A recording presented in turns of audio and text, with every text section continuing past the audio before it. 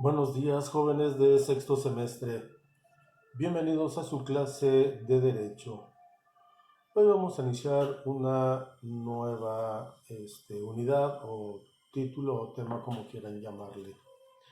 Como habíamos establecido la clase pasada, hoy hablaremos o iniciaremos a hablar acerca de las relaciones colectivas de trabajo. Trataré de explicar cuál es la diferencia entre una relación colectiva y una relación individual de trabajo.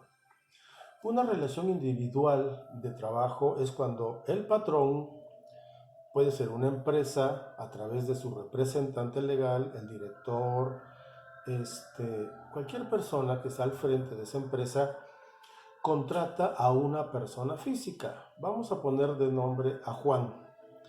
Entonces, la empresa o la persona física como patrón va a celebrar este contrato individual de trabajo. Se llama individual porque está contratando única y exclusivamente a Juan, así como puede contratar a Pedro o a Juanita o a cualquier otra persona, es decir, al individuo. Y con estas personas se van a establecer las condiciones de trabajo. Si es tiempo determinado, indeterminado, por obra determinada, el salario, el horario, sus funciones, etc. ¿Ok? Si Juan realizó bien su trabajo y entonces llega Juan y dice, ¿sabe qué, patrón? Yo llevo trabajando con usted 1 año y medio, ¿qué le parece mi trabajo? Podría solicitar un aumento de sueldo y depende ya del patrón si le da ese aumento. Caso contrario, vámonos al ejemplo de los contratos colectivos de trabajo. En este caso, el patrón, igual a través de su representante legal, aquí sí forzosamente tiene que ser una persona moral, no puede ser una persona física, y ahorita lo vamos a entender por qué, va a realizar un contrato colectivo, pero en realidad el que realiza todo el contrato colectivo es el cúmulo de trabajadores. Ya no es Juan, ni es Pedro, ni es Juanita. Ya son un grupo de trabajadores, que en su caso son mínimo 20 trabajadores, que se agrupan, forman un sindicato. Y ese sindicato es el que va a representar a todos los trabajadores. De tal manera que en el clausulado van a decir, Juan se desempeñaba como cocinero, Pedro es el jefe de mantenimiento y Juanita es la que lava los platos, por poner un ejemplo. En este caso, en el contrato colectivo se establece ya no el nombre ni de Juan, ni de Pedro, ni de Juanita, se establece el cocinero tendrá estas prestaciones. El jefe de mantenimiento tendrá estas prestaciones y la persona que lava platos tendrá estas prestaciones. Ya no es individual, como se dan cuenta, ya se refiere a que estamos contratando a una persona, que puede ser cualquiera, que va a desempeñar un trabajo determinado. Y cada año este sindicato va a venir con el patrón y le va a presentar su pliego petitorio. El pliego petitorio consiste en la solicitud que hace el sindicato para aumentar los mínimos que establece la Ley Federal del Trabajo. Aumentar el salario, en qué porcentaje, aumentar el pago de aguinaldos, el pago de vacaciones, el pago de prima vacacional. Es decir, ya no viene Juan a pedirme o a pedirle al patrón que le aumente su sueldo porque hizo bien su trabajo. Ahora viene el sindicato y dice, no me importa cómo están haciendo el trabajo. Y si el patrón se negara a subir el sueldo a todos en un porcentaje, porque ya no se lo voy a aumentar nada más a Juan, a Pedro y a Juanita. El sindicato dice, ¿sabes qué? Quiero que me aumentes el sueldo 5%. Y todos van a tener que subir un 5% dependiendo de su sueldo que tenían en el catálogo de trabajos. Y si el patrón dice es que no me va a alcanzar, entonces el sindicato tiene el derecho de decir, bueno, tienes hasta tal fecha, a tal hora, y si tú no me resuelves favorablemente, entonces vamos a estallar la huelga. ¿En qué consiste estallar la huelga? El sindicato cierra las puertas, pone las banderas rojo y negras y obviamente es una forma de presionar al patrón para que ceda a las pretensiones del sindicato. Lo ideal es sentarse, patrón y trabajadores, sindicatos, sus representantes, y tratar de llegar a un acuerdo. Mira, no puedo el 5%, pero ¿qué te parece el 3%? Y obviamente tratar de mediar todos estos contratos colectivos. Desafortunadamente muchos sindicatos comienzan a pedir cosas estratosféricas y terminan quebrando a la empresa.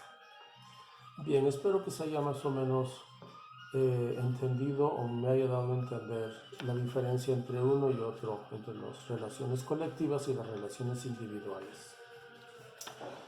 El artículo 354 de la Ley Federal del Trabajo establece: la ley reconoce la libertad de coalición de trabajadores y de patrones. Obviamente también los patrones se pueden sindicalizar, obviamente para defender sus intereses.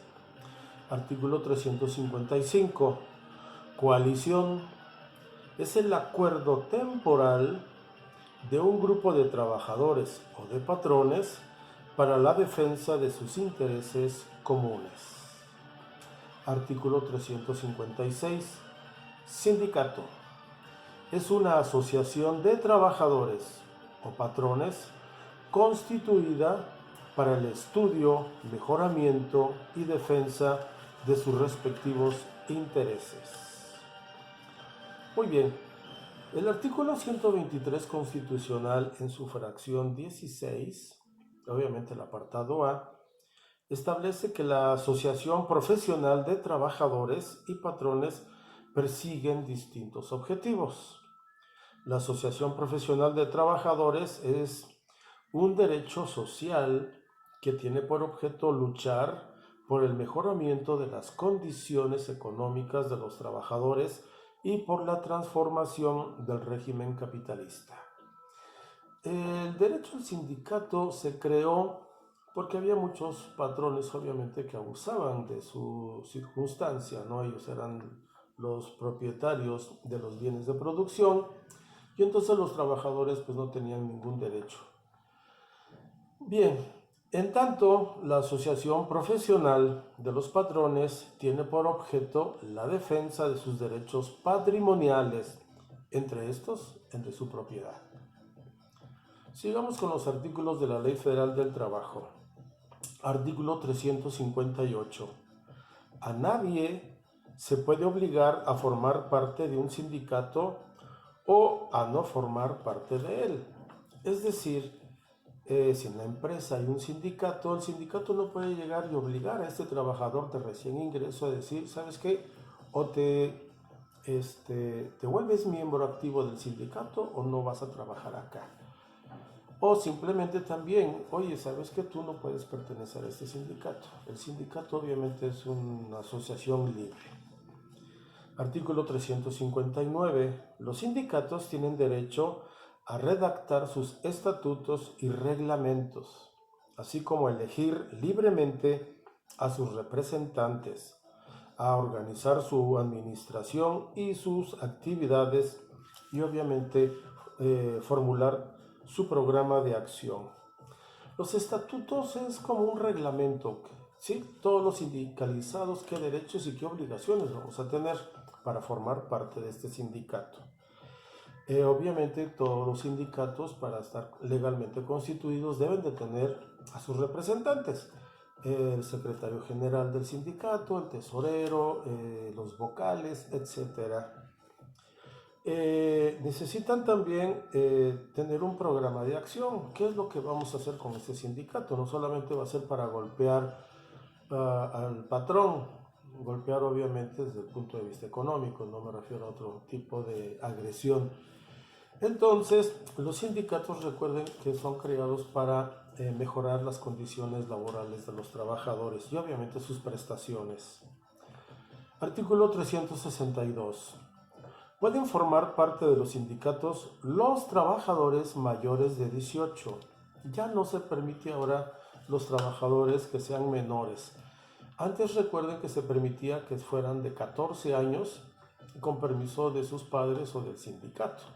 Ahora la ley ya lo prohíbe. Artículo 363. No pueden ingresar en los sindicatos de los demás trabajadores, obviamente los trabajadores de confianza. ¿Por qué? Bueno, ya lo habíamos explicado llegado el momento. Trabajador de confianza es el que se desempeña con actividades de dirección, de fiscalización, de vigilancia. Y estos obviamente son considerados de confianza porque pues el patrón debe de confiar en su director o en sus vigilantes, entre otros, ¿no? Si sus administradores, que también es otro de los trabajos de confianza, están a favor de los trabajadores, pues están en contra de los intereses del patrón y ya no te tengo confianza y lo pueden separar del trabajo. Muy bien. Artículo 364.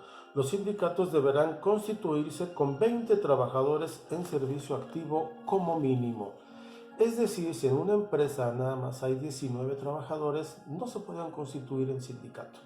Mínimo, forzosamente, deben de tener 20 trabajadores para hacer este sindicato.